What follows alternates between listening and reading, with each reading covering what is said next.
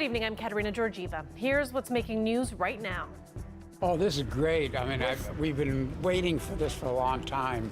Yeah. We're so happy that it opened up. Yeah, it seems like maybe the town will start opening up again. Yeah. It's obviously good news for us with Flair starting in early July with 2 flights a week to Montreal and 2 to Halifax. So it's something that we've obviously been monitoring and always supported Flair working with the CTA. I think citizens in general should be more involved in decisions. Not just focus groups, but like truly involved right from the beginning of discussions. Thanks for joining us. Wheatley has gotten part of its downtown back. The main thoroughfare has partially opened up, the municipality deciding this week that stretch is safe. That means at least some businesses will be able to open up for the first time in 9 months. They've been closed since an explosion caused by a supposed gas leak tore through the downtown core last August. Jacob Barker is there. Well, this is one of the first things I noticed when I came into town, and it is probably a relief. This intersection has been closed for months now, and it's part of the highway. So some pretty big trucks have been winding their way through some of the residential streets in the area to get around. But now, today, the lights are back on. Here at one smoke shop, contractors are already inside working to fix a warped ceiling and floor. I mean, it's been, 9 months? Yeah. So, I mean, everything's going to reopen. It's got to get done, right? There is still a fence up, keeping about a block of mostly businesses away. There are 3 wells in there, and work continues on at least one of them. At least one other has been plugged. One business did manage to get its doors open on Monday before the road itself reopened. It's been closed for just over 9 months. What's it been like through that time? Stressful. And it's really hard to survive for the small business. It's not easy, but another, like at least is the safety, the first priority also. Customers are making their way back, able to get some of the essentials they need without a long drive. We're hoping everything comes back eventually. Yeah. I mean, we go to Leamington, but Leamington's kind of a far way to go. We would prefer coming here. So we are so happy that this store is now open. Inside, it does seem like business as usual. Everybody's exciting and everybody's happy, and they try to support local businesses as much they can. But in the back, there are signs of having been kept away for the last 9 months. Okay. Because all the stuff is expired. That stuff just goes to waste? Just waste, the garbage. So it's a little bit of a mess still to clean up, eh? Yeah, it's going to take time. Well, there are still some hoops to jump through for building owners to get things up and running again. On this side of the street, you can see here, there is an order prohibiting this building from being used. For them to get it up and running, they do have to get the utilities hooked back up, and they also have to have an inspection done. Jacob Barker, CBC News, Wheatley. A decision has been made. Flair is indeed Canadian. After an investigation, the Canadian Transportation Agency now says the discount airline meets domestic ownership requirements, and that means it can keep flying in this country. That's a relief for the CEO of Windsor's airport. The airline is scheduled to start flying out of Windsor in July. Bookings have been strong, and we look forward to expanding our partnership in the future with Flair. They're a great partner for us. I think Windsor is going to embrace them, and we look forward to the future. The ruling means the Edmonton-based carrier can keep its operating license. Canadian law says domestic airlines cannot have any more than 49% foreign ownership. There were concerns that Flair's relationship with a Miami-based investor might violate that requirement. Flair has made a number of changes as a result of the investigation, including a promise to increase the number of Canadians on its board. The airline will begin offering 2 flights weekly from Windsor to Halifax and Montreal in July.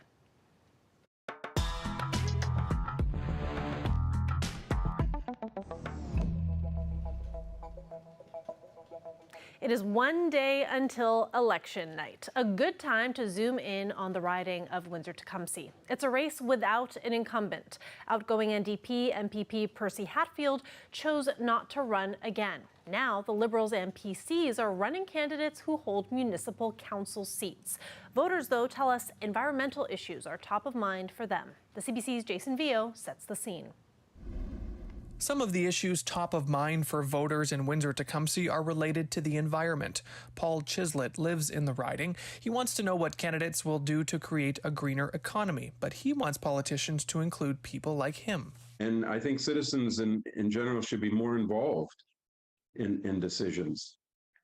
Not just focus groups, but like truly involved right from the beginning. We can't leave everything to the market. That's where the disaster lies in my mind. I think it is a social disaster, and that governments have to get back into the business of governing. Well, yeah, I'm Andrew Dowie. I'm your candidate in the election on Thursday.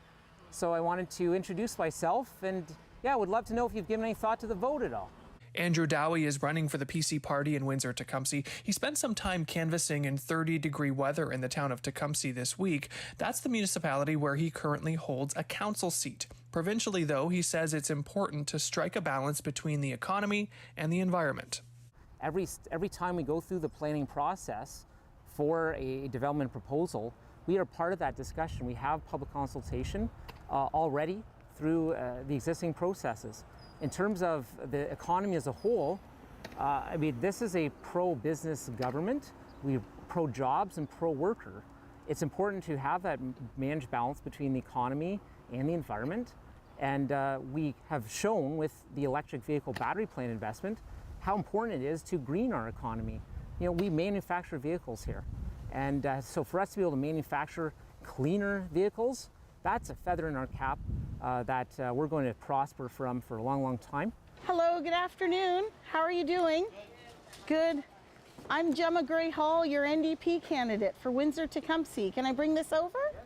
Door knocking on townhomes along Polonia Park Place near Pilette Road and South National Street, NDP candidate Gemma Gray Hall stumbled upon a family of 4 having Turkish coffee in their backyard, and she's campaigning on consulting with the public when making decisions, especially about the environment. The NDP is all about consultation. Like even as I prepared and went through the policy books for the conversation with the Chamber of Commerce, in each one of these issues, it was all about community consults, connecting with the experts, connecting with the people that live there.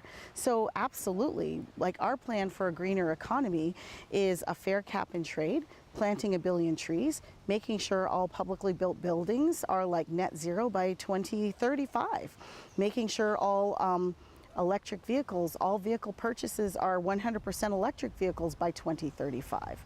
That's all going to be a part of connecting with the community and hearing what people have to say. Our Climate Jobs and Justice Plan will provide 1 million jobs over the course of the lifetime of that plan, and it's all about solar energy, it's all about wind farms, it's all about a new green economy. That's how we're going to get there. Hi, good morning. How are you? Good. Hey, we already voted. Well, that's okay. Hey, you know, I'm your city councilor as well. I'm Gary Kashak, the Ward 8 city councilor. So I just wanted to say hello and make sure everything was good, first of all, with the street repair. The Liberals have pulled Windsor City Councillor Gary Kashak to run for their party in Windsor-Tecumseh. While shaking hands along Westminster Boulevard, which is under construction, he spoke about his accomplishments as a councillor that he says would make him a good MPP. Environmentally, he points to his party's promise of $1 transit rides as a way toward a greener economy. Well, certainly green economy is where we're at right now. I mean, the new, the terrific Stellantis announcement with the battery electric vehicle plant happened only because of the federal Liberals having that green, clean, sustainable climate change emissions policies and moving forward. So we don't get that investment without that type of green and clean. So the provincial government is certainly on the same path and same level as well as our federal counterparts. We want more green, we want more clean, we want to make sure that emissions are reduced. We want a more active society, but walkable society. And a perfect example is we want to keep the green belt in Toronto and not build a 413 highway that's going to have urban sprawl and create more vehicles on the road as well. The $1 transit rides, there's a good example of taking 400,000 vehicles off the road per day and having people ride transit for $1. Since there is no incumbent in Windsor-Tecumseh, some may consider this race wide open. NDP Percy Hatfield held the seat since 2013 before deciding to retire this time around. Before that, it was Liberal Dwight Duncan who held that seat for 14 years. You can find more from these candidates on environmental issues and urban sprawl by heading to our website, cbc.ca/Windsor. That's also where you'll find responses from other political parties and candidates running in Windsor-Tecumseh. The provincial election is tomorrow. Jason Vio, CBC News, Windsor. The party leaders have a lot on the line with tomorrow's election. So let's bring in our senior reporter, Mike Crawley, to go through what is at stake for each of them. So, Mike, starting obviously with Doug Ford, the PC leader, what is the bar for success for him? Well, Katerina, Doug Ford simply has to win a majority tomorrow night. If he falls short of that magic 63 seats and only wins a minority, he's not going to last long as premier because all the other parties have vowed they will not prop up a Ford minority government. So clearly the stakes are huge, but if you listen to the Tories, they think the risks are pretty small. Now, Ford's campaign staff, they are oozing confidence. They're telling me they are 98% certain that the PCs will win a majority as big as the one they had in the last election. And how about the NDP leader, Andrea Horvath? Well, Andrea Horvath has set a pretty high bar for herself over her career. She increased the NDP's seat count in each of the last three elections, the three elections that she's been leader. So that means if she doesn't do it again on her fourth, it's going to be perceived as falling short. And certainly, if the PCs win another majority, even if the New Democrats form the official opposition, it's hard to see how they would put up the same leader against Doug Ford for a third time in the next election after losing two straight times. And it's definitely a different situation for Stephen Del Duca. He's in his first election as Liberal leader. So will the knives be out for him if the results are poor tomorrow night?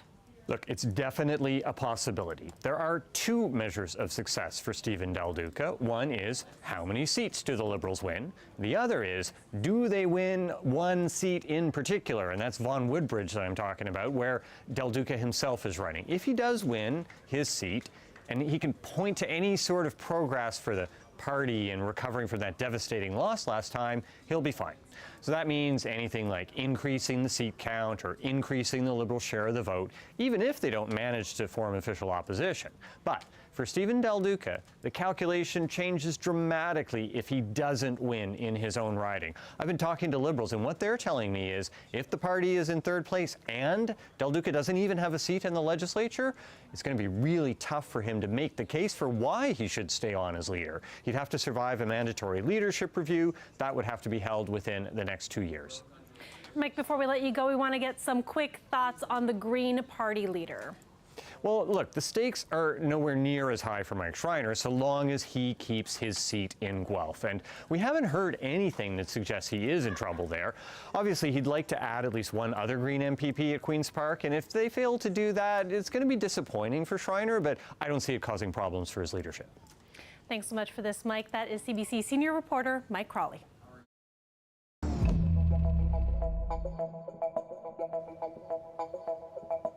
Time for one last round of Voters' Corner before election night. A look at your top issues. I spoke with a woman in Amherstburg who says mental health support is her top concern. There's definitely a lot of issues here that are huge, and they've done nothing but multiply over the past several years. This is not specific to the pandemic. The pandemic certainly has really helped, I guess you can say, to increase it. But it's been going on for a while, and it's coming to a head, and the pandemic has brought it to a head. And I don't see where these promises are going. I don't see where this money's going. A lot of people are not seeing where this money's going, and it's becoming very disheartening. It's disheartening. Our taxes are still being paid, and yet these situations are not being dealt with. And Laura, you can share as much or as little as you'd like for my next question, which is, why is this an issue that resonates with you personally? Because I've dealt with it close to me. Unfortunately, I don't want to get into any further than that because there's a huge amount of stigma still attached to it, which is sad because the mental health, is really widespread throughout a lot of people, whether it be stress and whether it be areas way beyond that. I don't think there's really anybody that hasn't dealt with some mental health issues throughout their lifetime. Another concern we've been hearing is around ODSP. I spoke with a Chatham man who says it's been hard managing with things like prices of groceries going up. The government should give us like a little extra more money on our disability support program. We're not allowed to go over $40,000 because if we go over $40,000, they will take away our Ontario Disability Support Program away from us. But I think that's very unfair because the government should treat us all fairly. Polls open tomorrow morning at 9 a.m. And here is CBC's Chris Ensing with a look at what you need to vote. If you want to vote in the Ontario election, you have to be 18 or older, a Canadian citizen that lives in the province. Most of the rules are printed on your voter ID card. It should have came in the mail, but mine didn't. Doesn't mean I can't vote. You gotta figure out where your polling station is. Go to Elections Ontario, desktop or your phone, hit the plan ahead part here, and then type in your postal code. It's going to tell you where you have to vote. Chances are you already carry what you need to vote with you whenever you leave the house. You need a piece of ID with your name on it if you have your voter card. That could be, your driver's license. It could be your health card, stuff you usually have in your wallet. If you don't have your voter card like me, it means you need a piece of ID that has your address and your name on it. That could be a utility bill. It could be a credit card statement, a pay stub. That's all you need when you enter the polling station. If you have COVID-19 on election day, don't go to your polling station. Go to Elections Ontario, find your returning officer, give them a call, and they'll find a way to help you vote safely. Now, when you head out to vote, you don't need to wear a mask. Hand sanitizer and masks will be available. They'll also have plexiglass set up, and they're going to ask that you keep your distance from everyone else who's filling a ballot. You step into the polling station, you've got your ballot, you're ready to mark off that name, and you're so excited that you want to share with everybody else. So you go for the selfie, but you can't do that. The rules are you must not take a photograph inside the voting location, certainly not of your ballot, and also not of anyone else in the voting location. We need to protect the integrity and the secrecy of the vote. Polls close at 9 p.m. and the results are going to come in fast. Elections Ontario has done some digital upgrades, which they think will speed things along. We'll have all of the angles covered online at cbc.ca/Windsor. Of course, you can pay attention on Windsor Morning the next day to see what it means for you. And that was CBC's Chris Ensing. It is the first day of Pride Month. To celebrate, students at the University of Windsor gathered to raise the progressive pride flag.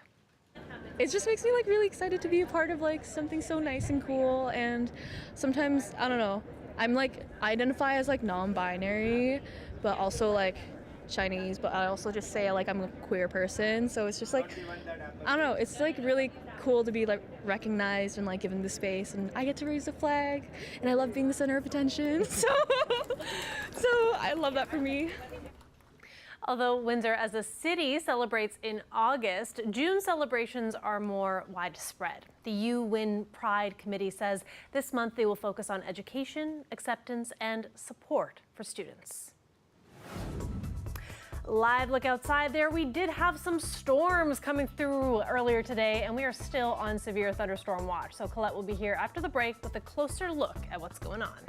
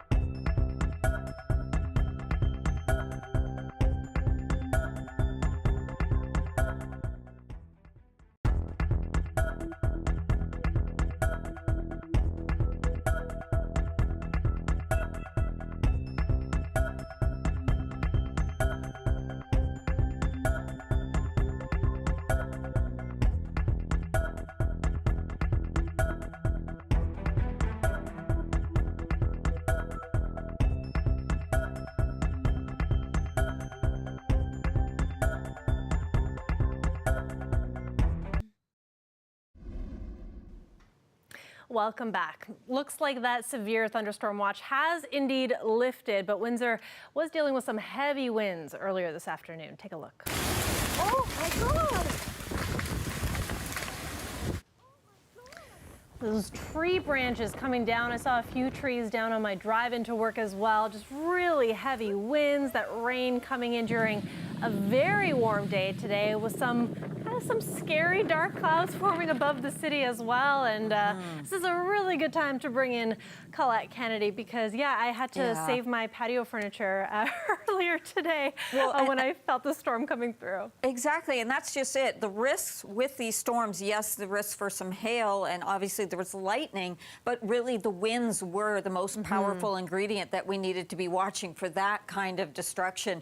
Now, if we look at what's happening with the temperatures, you can see things, a few areas along the lakeshore of Lake Huron beginning to change, but also that humidity coming down as well. The humidex will continue to fall and the air becoming a little more comfortable. This is the current radar imagery, and I wanted to show you that so you see the current clear conditions. Now let's roll this back towards the lunch hour and just show you, just so you can see that progression, how things were just firing up and then racing across the north shore of Lake Erie. So that was that cluster of storms. What is left? Well, we broaden the perspective and look into Michigan, but also into Ohio. And it's this cell right here keeping an eye on. In fact, watch that one right there. There is a severe thunderstorm warning, or watch, pardon me, in the U.S. on that side with that cell. Now, as it continues its trajectory, still a chance we could be getting the remnants of that. It likely won't be as strong, but we still have a chance for a few isolated cells to come through. I'm thinking that by the time we get after about 8:30, then we'll really be seeing improvement where you can start to count on it, right? Where there's not going to be something catching you off guard. As we get into that towards midnight, we see some of that clearing, but clouds coming back in as that colder air is kind of filtering in. So tomorrow morning, quite a bit of cloud cover. Into the later afternoon, a shot of the odd shower, like really isolated, but I put it on the icon. You'll see in a moment here. And then we get more significant clearing late. And the sun sets so late that you're going to have time to really enjoy the day. But it's going to mostly be the second half, if it is sunshine that you're after. More comfortable sleeping temperatures as those dew points come down as well. So there's 23 for tomorrow. That slight isolated shower risk for tomorrow, and just keeping in mind again, the odd shower thunderstorm remnant still to come through possibly over this next hour and a half, and then after that, things improving greatly, Katerina. Sounds good. Thanks for that, Colette. You're welcome. When we come back, the verdict is in on the Johnny Depp Amber Heard civil trial. That's coming up.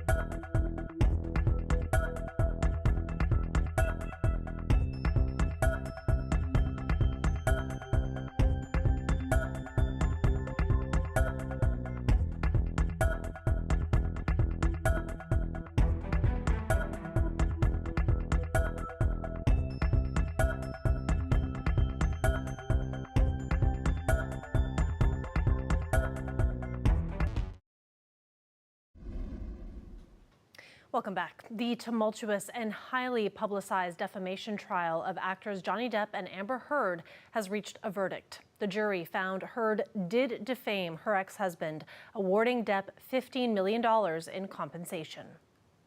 Do you find that Mr. Depp has proven all the elements of defamation? Answer, yes. Depp claimed Heard wrongly accused him of domestic abuse in a Washington Post op-ed, which didn't name him.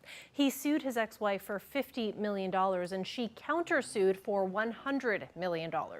The jury agreed with one of Heard's counterclaims, that she was defamed by a lawyer for Depp, and awarded her $2 million in damages.